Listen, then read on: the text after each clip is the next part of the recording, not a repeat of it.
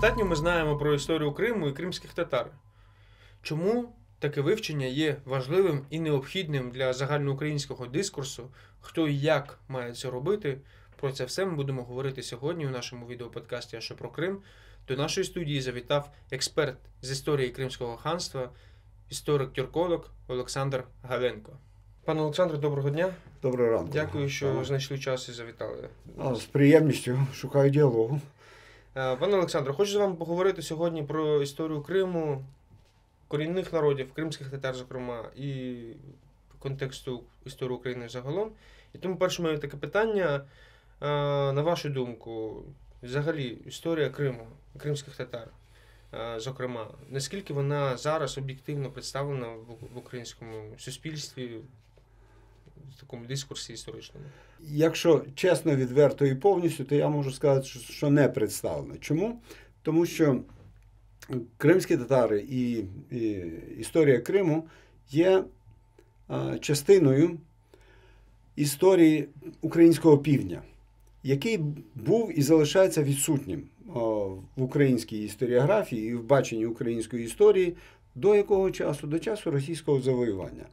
І тому пам'ять півдня України далі російського завоювання глибше не йде. І в цьому одна з серйозних проблем і одна з причин, чому росіяни почали свою агресію проти України з півдня. Тому що, ви пригадуєте, в 2014 році вони почали з імітації сепаратистських повстань на підставі слабких уявлень місцевих мешканців про своє місце в історії України. Вони не бачили себе більше частиною України, ніж частиною Росії. І тому Росія цим, звичайно, вигідно скористалася. Якщо хочете, до гасел просто це пояснити. Спочатку росіяни відбили українцям пам'ять, і після того пішли агресію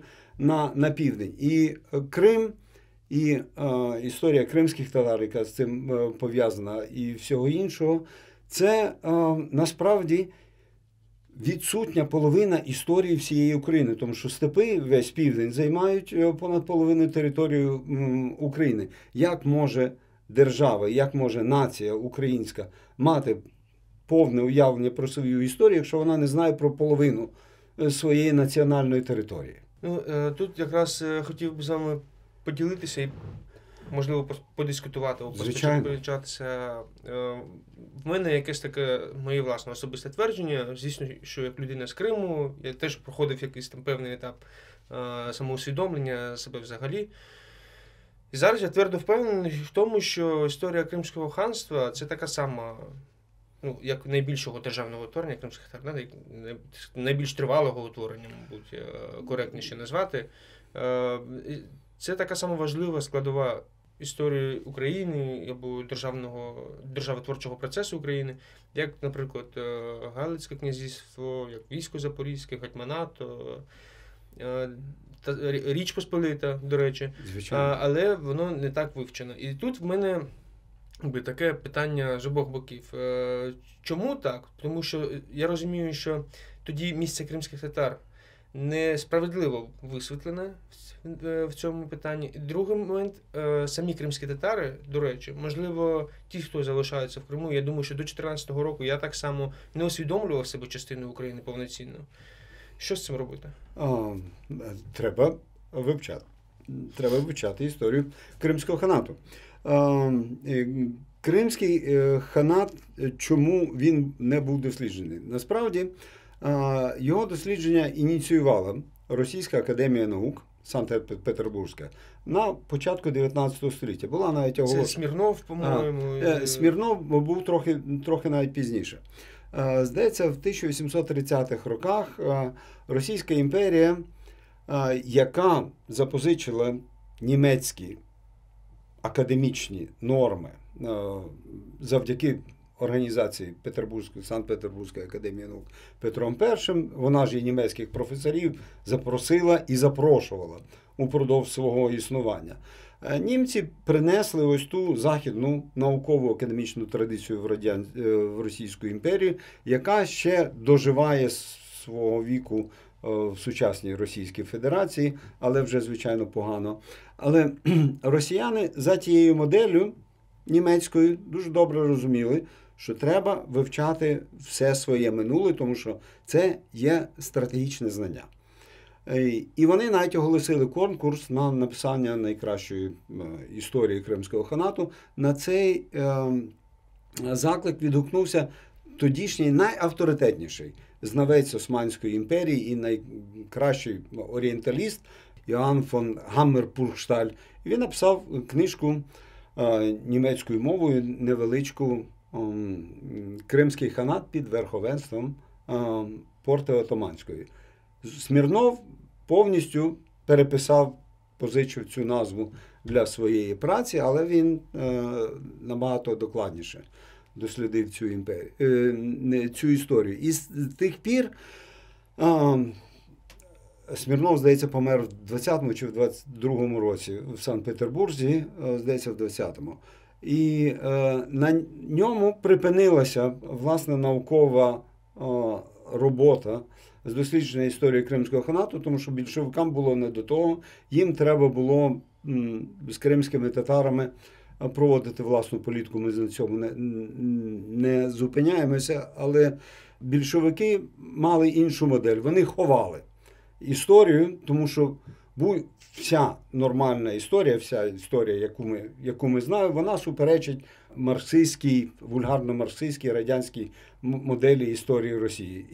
І тому, звичайно, всі вчені, які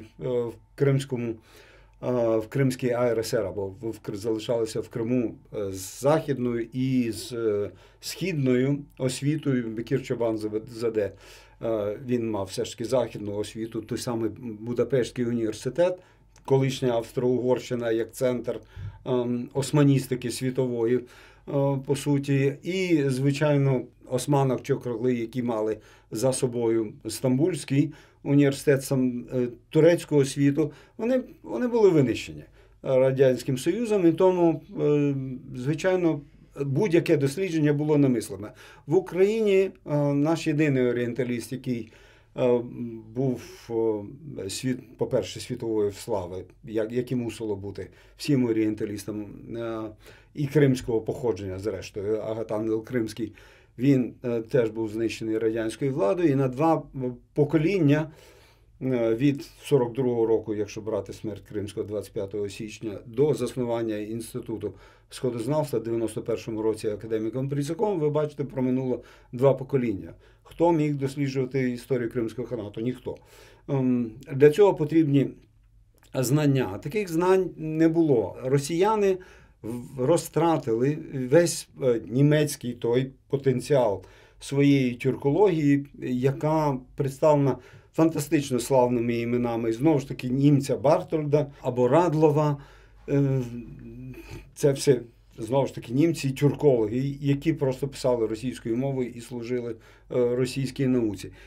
Вони залишили по собі лише філологів, тюркологів. І на цьому капіталі ще російська наука рухається. Але істориків в російській науці не було, і тому історія Кримського ханату до сих пір взірується на працю Смірнова, яка, звичайно, написана всі своїми установками імперськими. Ну, ви знаєте, що Кримський ханат ніколи не являв собою самодостатньої держави, і лише було слабою тінню Османської імперії. Вибачте, я вас переб'ю. Закінчую. Говорячи про орієнталізм, який там був в Російській імперії, я розумію, що певний спадок, мабуть, залишився і у нас. Але зараз, чи він є, чи у нас є фахівці, база для вивчення цього? Ні. Для того, щоб була база, треба, по-перше, долучати українців до освітнього процесу. У нас де викладається тюркологія? Де можна дістати тюркологічну освіту? Я самоук, я здобував свої знання самостійно. Очевидно, я мав добув можливість поїхати на Захід. Я не нарікаю на життя, я щось вивчив в цьому житті. Але системної освіти нема, тому що наші доблесні освітяни, вони вирішили по-радянськи і до сих пір живуть за радянськими стандартами. Вони не визнають сходознавство як науку. І це, між іншим, те, чим дуже сильно обурювався професор Пельзак. Він казав, що не ми вигадали орієнталістику. Орієнталістика – це і мова, і історія, тому що без мови ви не можете нічого сказати, а без історії ви не розумієте, про що ви говорите. І тим не менше, навіть професор Пельзак, який заснував Інститут сходознавства в Українській академії наук, він не зміг продавити радянський спосіб чиновницький мислення про те, що треба заводити такий фах, а без цього фаху ви навіть не можете відкрити спеціальність орієнталістика, яка би, якщо йдеться про Кримський ханат, готувала знавців мови, вірніше мов, тому що в Османській імперії, в Кримському ханаті циркулювали декілька мов, і які би вміли читати тексти як з точки зору мови, так і з точки зору письма, тому що воно було страшенно складним. Це треба було опановувати. Я вже не кажу про всі інші речі, про філософію і літературу. Вибачте, говорячи про філософію, знаю тільки одного науковця, Михайла Якубовича, який вивчає філософські праці тієї доби. Але це його власна ініціатива, яка через власні життєві обставини і випадкові знахідки привела його до зацікавлення цієї теми. Він почав визбирувати філософські твори, які мають хоча б якусь прив'язку до Північного Причорномор'я, до України, до нашої території. Це питання риторичне. Чи Інститут сходознавства поставив собі задачу дослідити історію Кримського ханату? Чи в Інституті історії України, Академії наук, існує напрям? Я не кажу відділ, я не кажу там група або навіть індивідуали, хоча я там працював індивідуально, самостійно. Але чи існує такий напрям в Інституті історії після 2014 року, коли ми повністю побачили, що у нас є проблемою, слабка свідомість, в тому числі в першу чергу історична, місцевого населення півдня і цілого Криму. І ви самі це визнали, і браво вам за вашу відвертість. Це є проблема. І якщо ви є інституцією, і ви маєте ресурси більше, ніж ресурси однієї особи, то ви принаймні мусили би позначити таку задачу. Я, між іншим, прийшов в тому самому інституті історії, дістав можливість займатися історією Криму тільки через те, що там після якогось чи 27-го з'їзду КПРС, чи якоїсь там конференції, чи ще чогось, директор Інституту історії Юрій Юрійович Кондуфор мусив випустити якусь статтю, в якій позначив, що історія Криму пізнього і розвиненого феодалізму є білою плямою в історії України, і інституту варто було б зайнятися цим. І я на цій підставі мав хоч якусь формальну можливість почати цікавитися тим. Тому що в радянський час Інститут історії цим не мав права займатися. Чому? Тому що формальні підстави були. У вас немає фахівців, у вас немає книжок, і це ще одна біда української науки провінційної в радянський час. Ви не можете цим займатися. Так що, бачите, від інституційного ресурсу багато залежить, але хто у нас в Академії наук чи в якійсь академічній інституції хоча б проголосив необхідність замалювати цю білу пляму, якщо користуватися термінологією кінця 80-х років. Ні, і тому це справа індивідуальна. У нас є в Україні виросло лише кілька людей, яких можна перерахувати по пальцях однієї руки, які вміють читати тексти золотоординські, османські, і які хоч щось можуть з тих текстів витягти. Але знову ж таки, оскільки всі розпорошені, то кожен тягне свого воза, як лебідь, рак та щука, і на тому справі кінець. Розумію, що системності немає. Тобто так, я маю сподівання, мабуть, що, можливо, такі рухи можуть зароджуватися. Наприклад, є кафедри вивчення кримськотатарської мови в Таврійському національному університеті, який тут в Києві, в Київському національному університеті. От зараз Українсько-католицький університет запускає курс. Можливо, навколо ось таких ініціатив і буде зароджуватися це вивчення, в принципі, Криму, як мінімум, а потім вже, скажімо так, тюрко-мусульманського світу, який дуже важливий для розуміння всіх цих процесів. Безперечно, це, я ще раз нагадаю, це половина історії України. І правильно, дуже тюрки, ви ж кажете, тюрко-мусульманський світ. Іслам живе на теренах України плюс-мінус з 1312 року від хана Узбека Золотоординського. Але тюрки живуть на Україні набагато довше, ніж вони живуть в Туреччині. Тут тюркомовні з'являються колись з гунами в 375 році, які понищили готів. Ми на 7 століть маємо тюркомовність в Україні довше, ніж в Туреччині. Звичайно, треба починати з мови, але так, як ви кажете, що потрібне системне, і я з цим абсолютно згоден, вивчення Кримського ханату, то з однієї мови ви нічого не зробите. Я маю 3-річний досвід викладання на кафедрі тюркології Київського національного університету. Ну і це є проблема, тому що студенти вивчають сучасну мову, але зразки старої мови приносив їм лише я. Кодекс Куманікус, вони вперше на власні очі побачили ці тексти і змогли їх почитати тільки тому, що я їм приніс. Але де він в бібліотеці університетській? Його нема. До речі, Кодекс Куманікус, він був складений в Криму таки? Це, напевно, ніхто не може сказати, тому що таких прямих... Наскільки точно, ймовірно, що точно є таке припущення? Дуже точним показником цього є включення грецьких і слов'янських слів. Бо, розумієте, греки глибше в Золотій Орді не жили. Але греки, які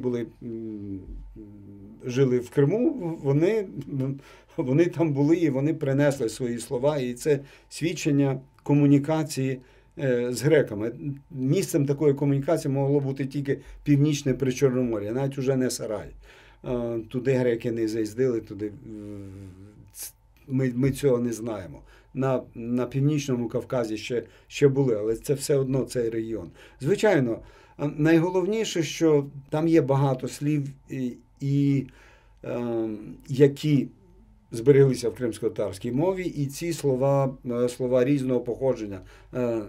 Наприклад, тюркське алин для лоб і монгольське манглай, так само воно є. Що характерне явище для кримськотатарської мови. І тут ми маємо досліди не мої, а філологів, які предметно займалися Кодексом Куманікусом.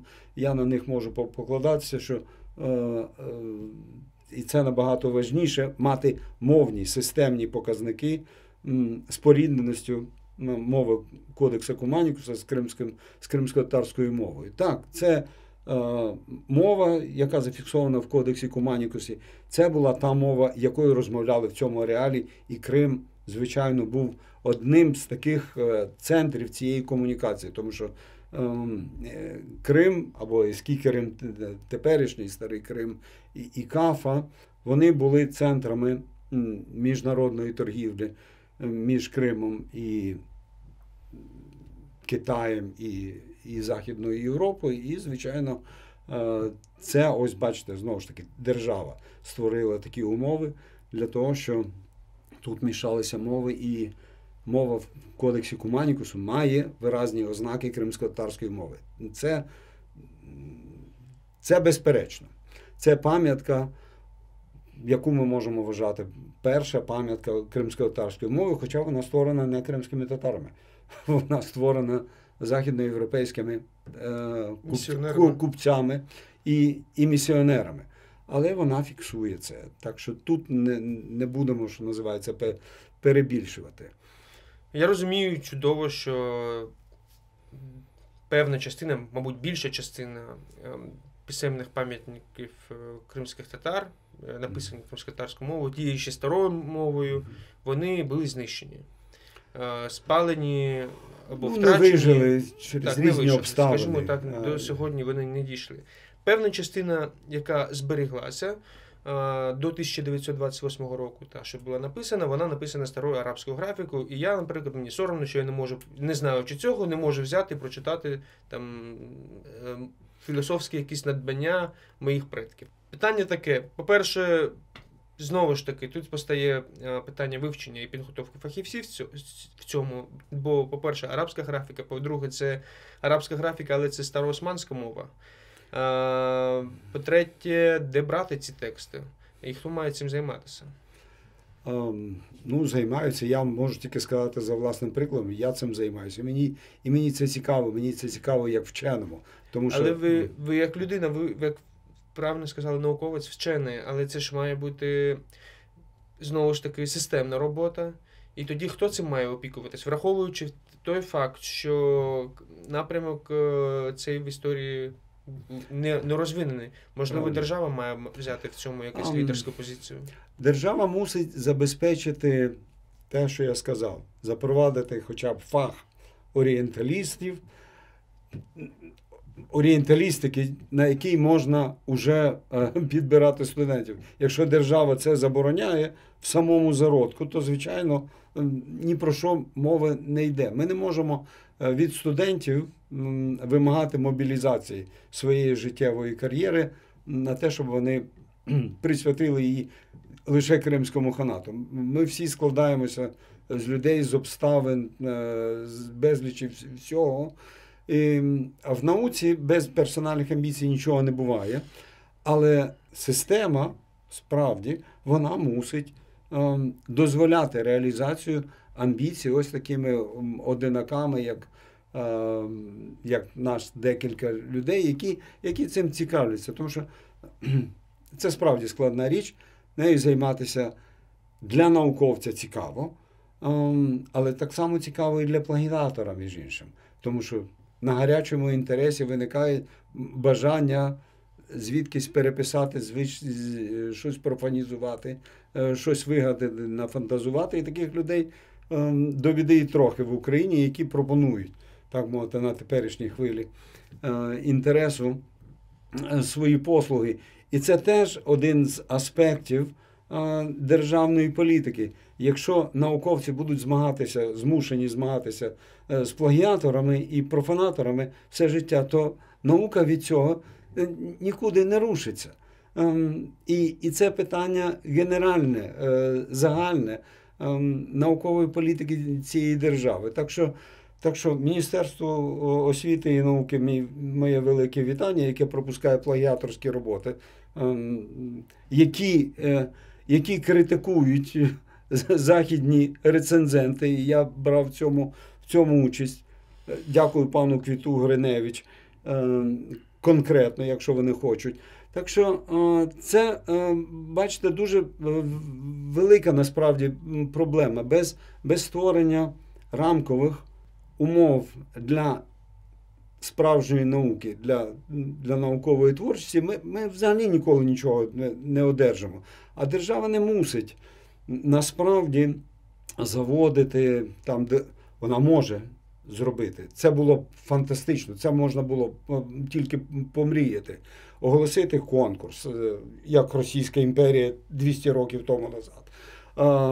Створити якийсь науковий інститут, чи я не знаю, зобов'язати інститут сходознавства створити відділ дослідження історії півдня Криму. За професора Прицака існував такий відділ історії степової України, який закінчився з моїм перебуванням в тому інституті. Це все може бути, але, бачите, держава не обов'язково мусить лізти. І, слава Богу, чиновникам не треба цього робити, тому що вони і так про себе дуже багато думають, що вони все знають на світі. Це є проблема провінційної бюрократії всієї, яка виросла ще в радянський час. Але держава мусить робити свою справу. І я думаю, що через асоціацію з європейськими інститутами і освітнім процесом ми тут можемо щось зробити. Тому що, очевидно, я на чиновників за 40 років своєї наукової кар'єри чи більше я не покладаю жодних сподівань. Але держава, нехай вона робить свої загальні справи. Академічна доброчесність, дослухатися все ж таки до вчених, що існує така наука орієнталістика і що не треба її жахатися через те, що в західному світі про орієнталізм тепер погано кажуть. До речі, хотів якраз вас про це запитати, тому що я розумію, що в моєму розумінні, звісно, орієнталізм – це знак рівності, просто сходознавство, але в якихось джерелах інформації я знаходжу, до речі, те, що можна застосувати і до кримських татар, зацікавлення історією і культурою як екзотичним чимось. Тобто не просто як вивчення чогось, а просто як явище екзотичне. І тоді мною, як представником цього народу, це сприймається негативно. Звичайно. Чи зберігається в українській науці явище таке в орієнталістиці, як сприймання чогось екзотичного? По-перше, так, але я тут не бачу спеціально нічого поганого.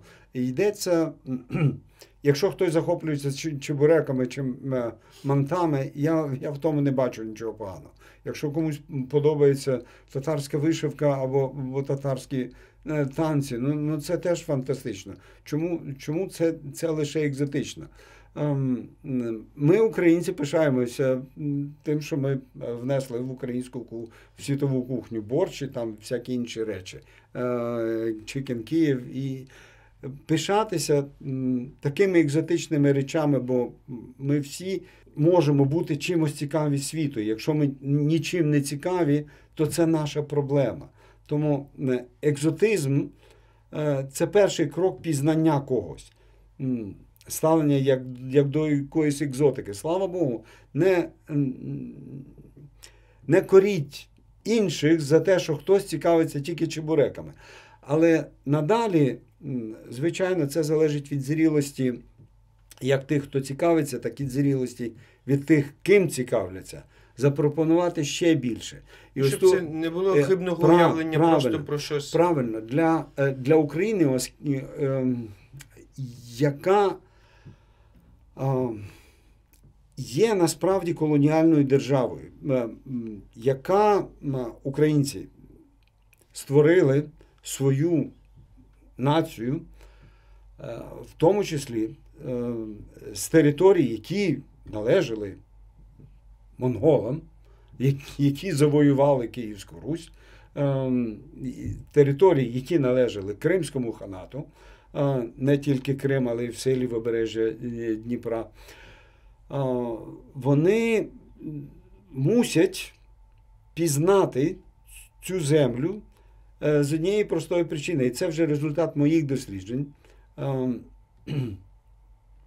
який полягає в тому, що українці дуже багато навчилися від кримських татар. На відміну від західноєвропейського колоніалізму, який приніс з собою готову технічну перевагу на схід, так званий. Вони приїхали з мушкетами, з гарматами, вони припливли на кораблях, вони прибули з організованою воєнною машиною, яка могла долати будь-який спротив, яка була, звичайно, лідером свого часу. Вони принесли з собою абсолютно свої власні моделі управління на цій території. Вони, по суті, грубо кажучи, перетворили місцевих на рабів. На Україні все відбувалося зовсім інакше. Чому? Тому що Монгольська імперія була світовим лідером, в тому числі воєнним. Почати колонізувати ці землі в час існування Монгольської імперії, і в тому числі Кримського ханату, який домінував аж до кінця XVIII століття на теренах степів, аж допоки вся воєнна машина Російської імперії не прийшла на територію степу для її завоювання, Кримський ханат домінував. Останній кримсько-татарський набіг, з якого хан Крим-Гірей вивів 30 тисяч полону, це на правобережжі Дніпра, відбувся в січні 1769 року. Через 2 роки російська армія вже захопила Крим. Ви бачите, наскільки тут різкий перехід. Тому українці, які на той час вже набагато сильно посунулися на південь, вони вчилися людей в Монгольській імперії, в Кримського ханату, і конкретно в кримських татар, як воювати, як виживати на цій території, як вести господарство і з чого можна було жити на цих територіях. Тому ось тут ключ для змички української і кримсько-татарської історії. Ми не були колонізаторами в класичному сенсі. Ми змагалися. Це було змагання 2 цивілізацій, якщо хочете, осілої землеробської і зовсім не демократичної, не європейської, а ще захланної, якоїсь провінційної, патерналістичної, Речі Посполитої і далі Московської імперії, зі степової цивілізації. Але степовики, як я вже сказав, тут були набагато раніше, ніж слов'яни. Взагалі-то історія України починається саме з півдня.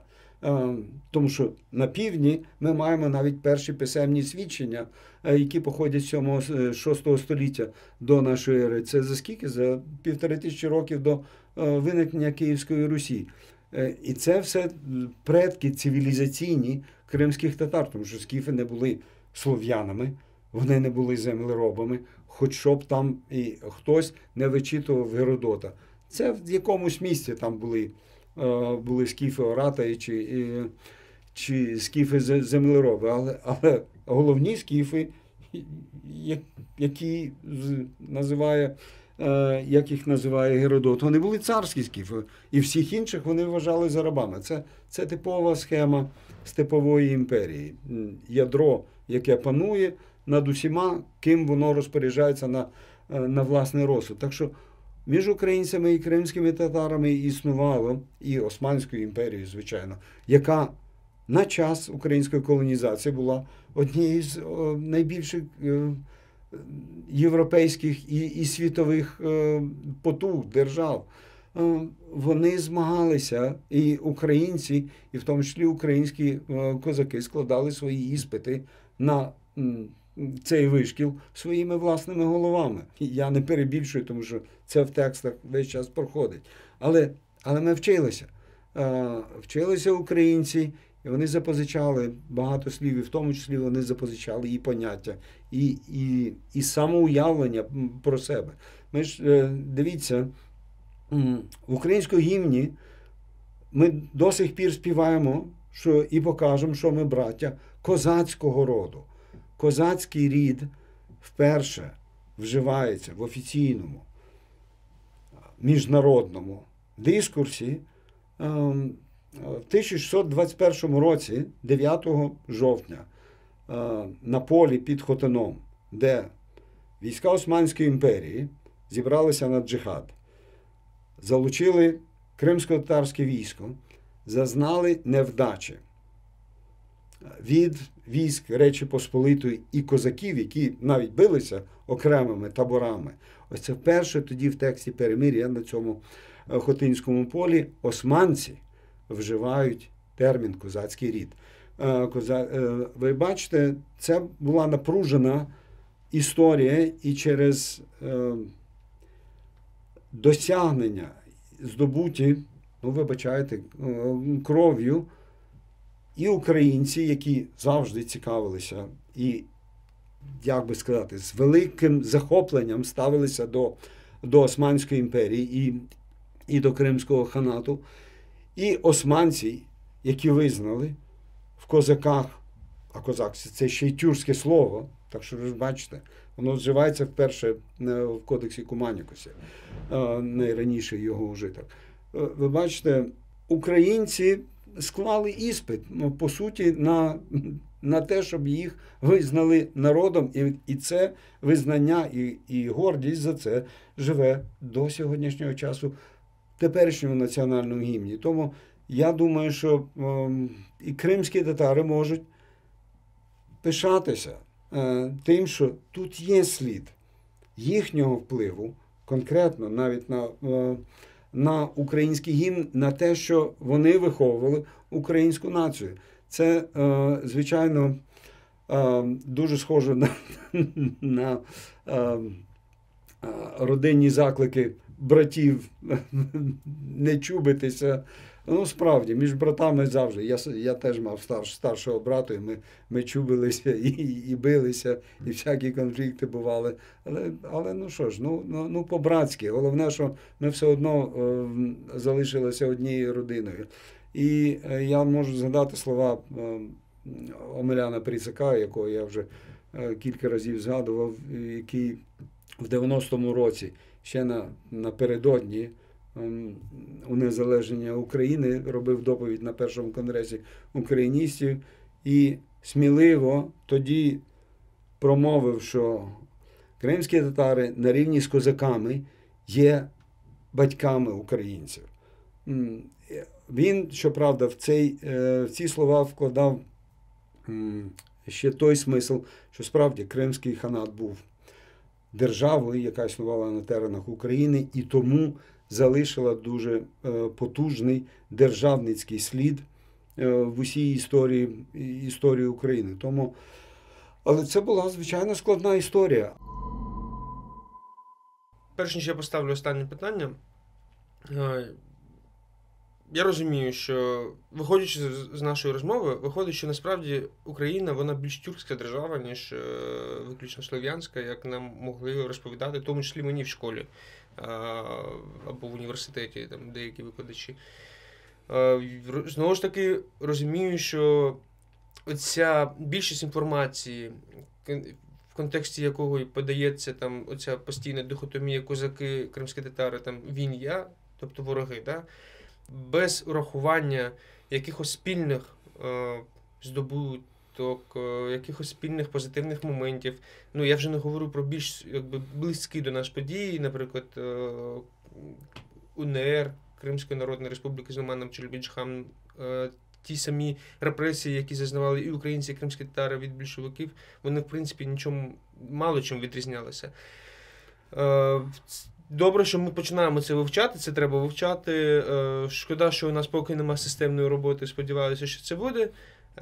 Але от останнє питання про перемогу. Да? Ми зараз в стадії російсько-української війни. Якщо, згідно ваших досліджень, з того, що я встиг почитати перед нашою розмовою, і величезна частина України, культури і історії складається зі степової цивілізації. Росія – це теж степова цивілізація? Так. Росія – це степова.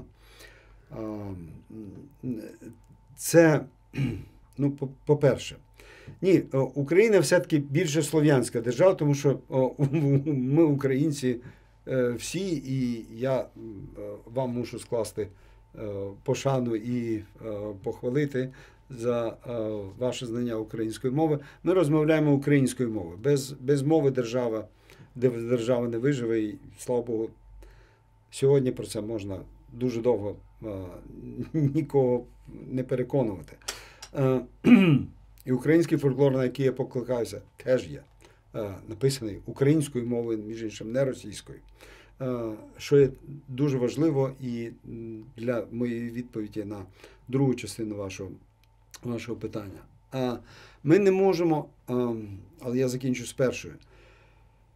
Найважніше, щоб ми, залишаючись різними слов'янами, українцями і тюрками, кримськими татарами, не змішували наші уявлення про минуле з необхідністю обов'язково помирити нас в історії. Інакше ми дуже багато втратимо в самих собі. Ні, ну, це факт, це історія, це було. Правильно, ми маємо це визнати. Без цього ми не зможемо зрозуміти, хто ж чого навчився. Якщо ми були одним і тим самим, якщо Кримський ханат і я не знаю, ще якась там інша установа, чи військо Запорізьке, були одним і тим самим, ми можемо розмити можливість взаємного пізнання. Ми самі собі напсуємо. Нам дуже важливо для того, щоб пізнати один одного, якраз зберегти усвідомлення того, що ми були різними, тоді ми краще побачимо, чого ми навчилися один від одного. Причому навчилися уявляючи, усвідомлюючи, що між нами існував конфлікт. Українці без монголів, без монгольського завоювання, я вам скажу отак, ніколи не почали би рух на степи. Чому? Тому що монголи їх принесли в свою політичну систему. Русь і половці жили за різними частинами степового кордону. Ліси і степ – це були різні абсолютно світи. Це монголи нас принесли, і це предки кримських татар. Так що тут важливо, усвідомлюючи конфліктність, дуже важливо віддавати повагу один одному. Тоді ми можемо знайти те, що нас об'єднує, те, що ми навчилися один від одного.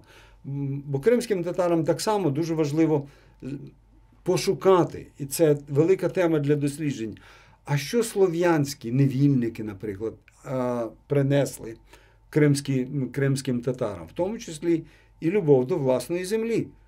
Чому ні? Тому що для слов'ян це характерна риса прив'язаність до своєї землі. А кримські хани ще писали, Мехмед Герей писав султану Мураду, що ми свою землю забрали в недовірків, в кафірів.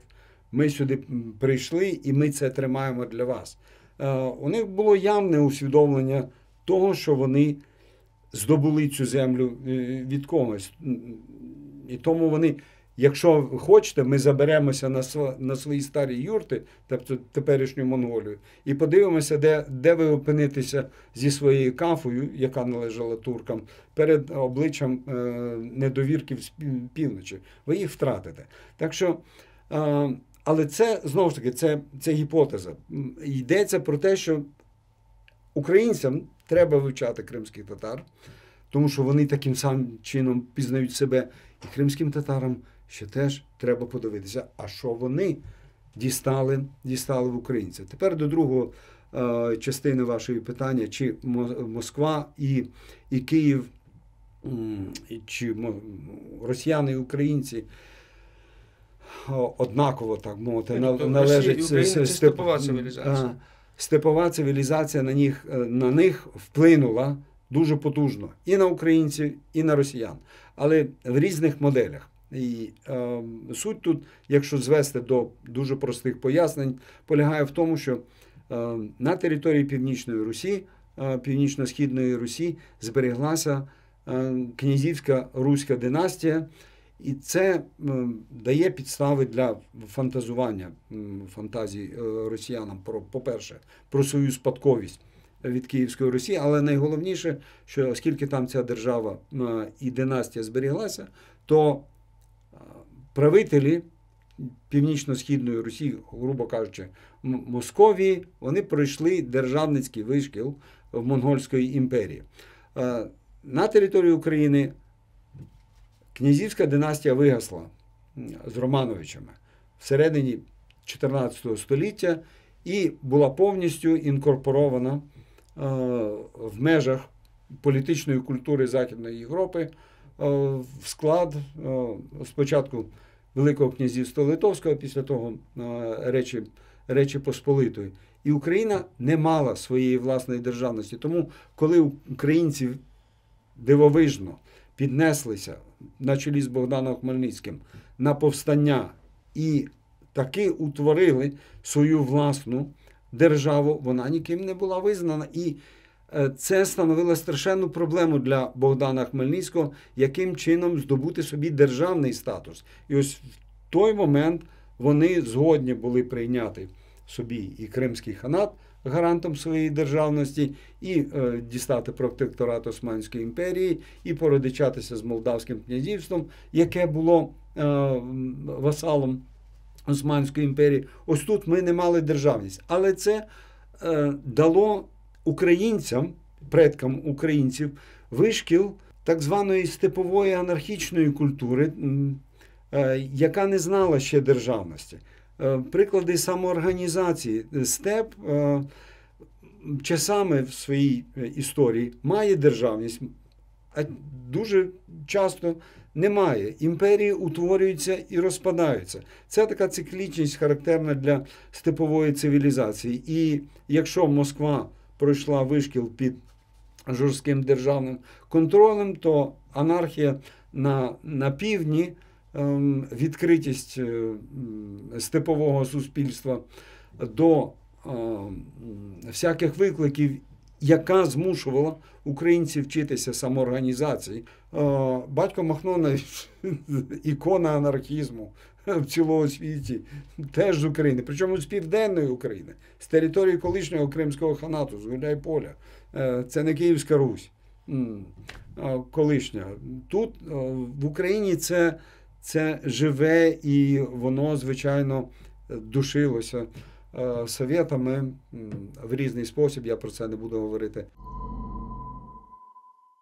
Дякую вам дуже за цю розмову. Нагадаю, у нас був Олександр Галенко, історик-тюрколог. Дякую вам ще раз за розмову. А вам дякую, що додивились і дослухали нас до кінця. Пишіть в коментарях свою думку про цей випуск і донатьте на Збройні Сили України, допомагайте наближати нашу перемогу.